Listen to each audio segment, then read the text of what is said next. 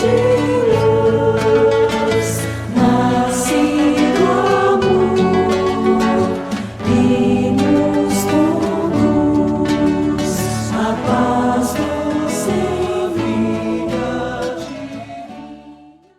Que se encaixa tudo isso que você disse, só que ela tem mais objetividade. E a pergunta é: qual é o objetivo da mediunidade? A mediunidade é uma faculdade que interliga dois mundos, o mundo físico e o mundo extrafísico. Quando você tem conhecimento e lhe foi outorgada essa faculdade, você tem que aprimorá-la. A primeira manifestação de aprimorar é a disciplina. A disciplina mental, que determina horários específicos para encontros mediúnicos, horas marcadas e cumpridas integralmente, porque os espíritos superiores não estão à mercê da criatura humana. Segundo, a elevação de pensamento, as leituras evangélicas, para tornar que esse intercâmbio possa ser o mais construtivo possível.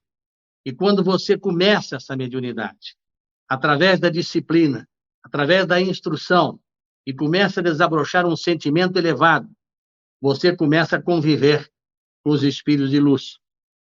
E eles, naturalmente, lhe ensinarão que essa faculdade é a misericórdia do Senhor para que os médiuns disciplinados que concordam com esta tarefa redimam as suas dívidas do passado e ajudem na mensagem elevada do bem para que todas as criaturas possam receber gratuitamente o benefício que é o benefício do amor, da caridade, da exemplificação dos bons costumes, do desejo sincero de vencer através da instrução e da aplicabilidade daquilo que se aprende, que não adianta aprender sem aplicar. Quando nós nos damos conta disso e nos preparamos para o exercício desta mediunidade, ela se torna laboriosa como deve ser para a prática do bem. Porém, aquele que não segue por este caminho pode ter um intercâmbio que é simplesmente não uma mediunidade, mas um mediunismo, que diferencia a mediunidade do mediunismo. O que é? Mediunismo é a comunicação entre espíritos dos dois lados. Isso ocorreu no mundo inteiro desde a época primitiva, com os curandeiros, com aqueles que se imaginavam, olhavam para a lua, conversavam com os espíritos sem sombra de dúvidas, determinavam rituais macabros.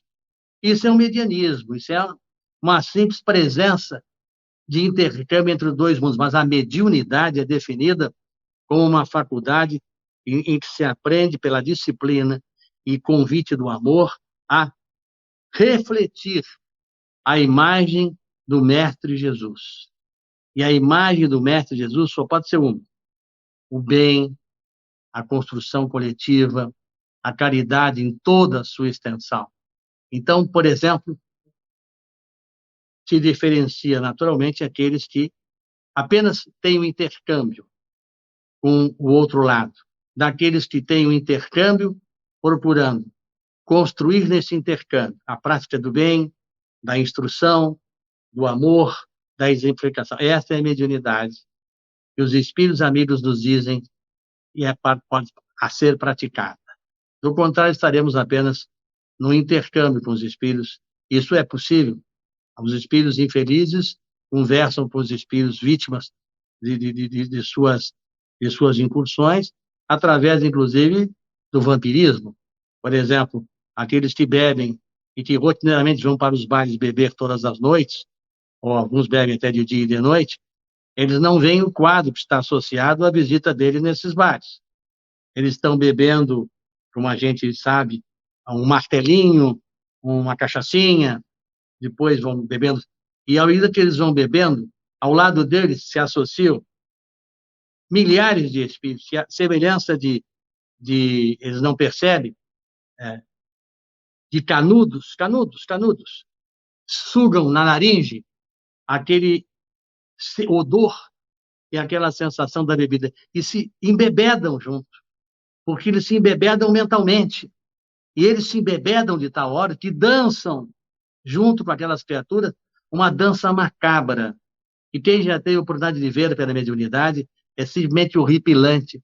Os espíritos sugam da laringe, vem diversos espíritos com canudinhos, sugam, saem um, voltam, sugam, e convidam a pessoa para beber cada vez mais, e evidente, sugam aquelas energias, aquele odor, aquela sensação de que eles tinham quando bebiam, e ficam dançando como se fossem bailarinos de uma noite perversa, de lamúria e de dor.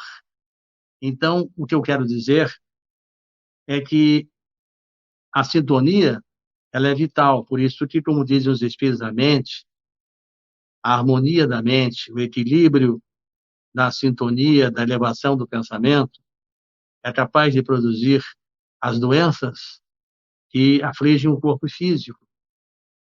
E essas doenças, naturalmente, e veja bem a criatura que eu vislumbrei nessa cena que eu falei, em que ela, cercada de muitos companheiros, e gente, por exemplo, humilde, pobre, que precisava ir para casa, em vez de gastar o dinheiro na bebida, poderia utilizar no leite, no pão, se avolumavam no balcão e iam e fumavam junto. Então, era algo assim impressionante. Os desencarnados se ocupavam do álcool, do cheiro, e do cigarro, e a sensação deles era que fumavam junto, fumavam, bebiam junto. Vejam bem, tornavam-se praticamente um espírito encarnado envolvido por 7, 8, 10 vampiros. É uma mistura de vibrações, é uma mistura de almas, é uma mistura de dores. E como é que alguém pode dizer que não tem de se falar a verdade? Como é que nós podemos, com a mediunidade construtiva voltada ao bem, deixarmos de narrar o que acontece na vida além das fronteiras da morte, para encobrir o quê? Para encobrir um dogma que diga que você vai para o inferno ou você vai para o céu, como se fosse possível alguém ficar estaticamente num lugar só. Que céu é esse, adinâmico, parado? Que inferno é esse que queima as criaturas e que não tem mais chance? Não. Nós vamos para onde estão as nossas mentes, para onde estão as nossas emoções. E, naturalmente, junto conosco, vão as nossas vibrações e vão os nossos companheiros, que, sintonizados na vida física, não vão nos abandonar. Vão nos cobrar lá o que nós não vamos poder dar mais. Vão querer a bebida que nós não podemos ter porque estamos desencarnados. Vão querer o cigarro que nós não queremos. Vão querer tudo isto. E aí passam a nos perseguir com violência. Aí não são mais aqueles amigos. São os nossos inimigos do passado. É uma questão de posição. Então, a verdade que liberta, a verdade que constrói, a verdade que chama a criatura para que ela compreenda que ela pode produzir o que ela quiser. E eu vou mostrar, quando adentrarmos na obra, no projeto, eu vou contar o que eu recebi. E o que eu recebi, é fácil de provar, já está editado, tem livros a esse respeito. E tem uma obra, né? Uma obra de quase 50 anos, com seus benefícios. Não é uma ilusão, não é uma mentira. Esta realidade espiritual, todos nós podemos alcançar. Basta que queiramos, basta que tenhamos a persistência e a vontade de crescer. Então, meu querido irmão, a maneira como se pratica esse intercâmbio define a mediunidade de um medianismo. O propósito elevado de contribuir e o intercâmbio responsável, com o qual se trocam favores, com o qual se fazem, inclusive, oferendas, nada compatível com o ensinamento do Cristo. Nada compatível com os iluminados espíritos que propagam e que trazem as suas mensagens voltadas ao bem. Por isso que estão desencarnando, e os espíritas não gostam de ouvir, expositores, médiuns e, evidentemente, instrutores do mundo físico nas casas espíritas, e muito má situação. Porque eles falam, eles expõem, eles participam de palestras, eles trazem a sua experiência na desobsessão, e participaram da desobsessão disso, desse espírito, mas eles não conseguiram aproveitar tudo isso que aprenderam para fazerem a sua transformação. Então, se ouve assim, aquele fulano, eu conheço ele é um espírito imperfeito, esse é isso, ninguém presta. Porém, todos nós somos imperfeitos, não é por aí que se considera um trabalho. Pergunte, em vez de olhar para o lado ruim que você quer ver, qual é o lado bom daquela criatura? Ah, ela faz a caridade, ela dá pão para os pobres, ela atende as pessoas carentes, ela desempenha sua mediunidade com disciplina e afinco, ela é um expositor da doutrina disciplinado, e se tiver mediunidade, a mediunidade voltada ao bem, tem sempre palavra de conforto, de esclarecimento, de advertência, porque, veja bem, um pai, quando educa um filho, ele não pode concordar com o filho sempre. Ele tem que, de vez em quando, discordar do seu filho e até estabelecer limites. Do contrário, tudo pode. E o mundo, nós sabemos que não é tudo pode. É somente aquilo que pode. E se os nossos filhos não têm um sinal de alerta, de advertência, eles acham que podem fazer tudo e se dão muito mal na vida, porque não podem. Então, isso é a vida. Isso é um trajeto da existência que eu procurarei trazer também da minha vivência, que, como sempre a matéria ela é farta, a gente vai desmiuçando, e não consegue chegar em toda ela, mas não tem importância. Nós vamos chegar. A próxima vai ser a minha vivência e o que eu conheci e aprendi do meu passado espiritual. E vocês vão ver como tudo se encaixa com o nexo e como tudo se prova com os fatos que são tangenciáveis. Vejam, são 8h32. Não dá para entrar num outro assunto que é mais prolongado. Então, nós vamos abordando. O importante é construirmos a prática do bem. Mas o que eu quero deixar claro é que, por mais imperfeito que sejamos, nós podemos construir o bem a hora que desejarmos.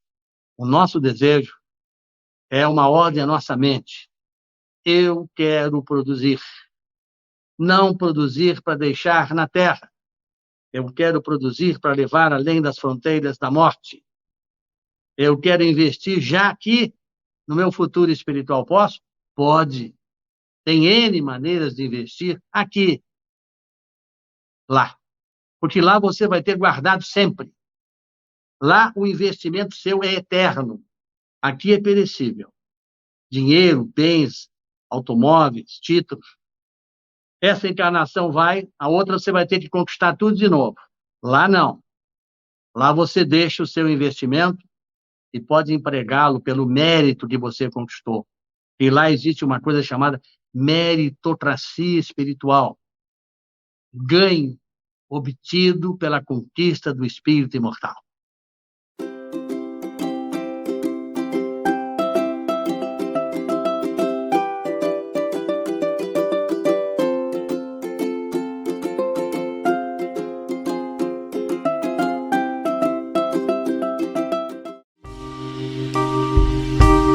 TV Chico Xavier, a sintonia do bem. Acesse tvchicoxavier.com.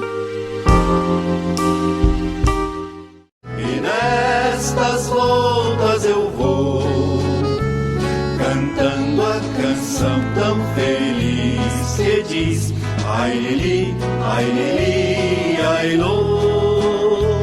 Por isso é que sempre contente estou.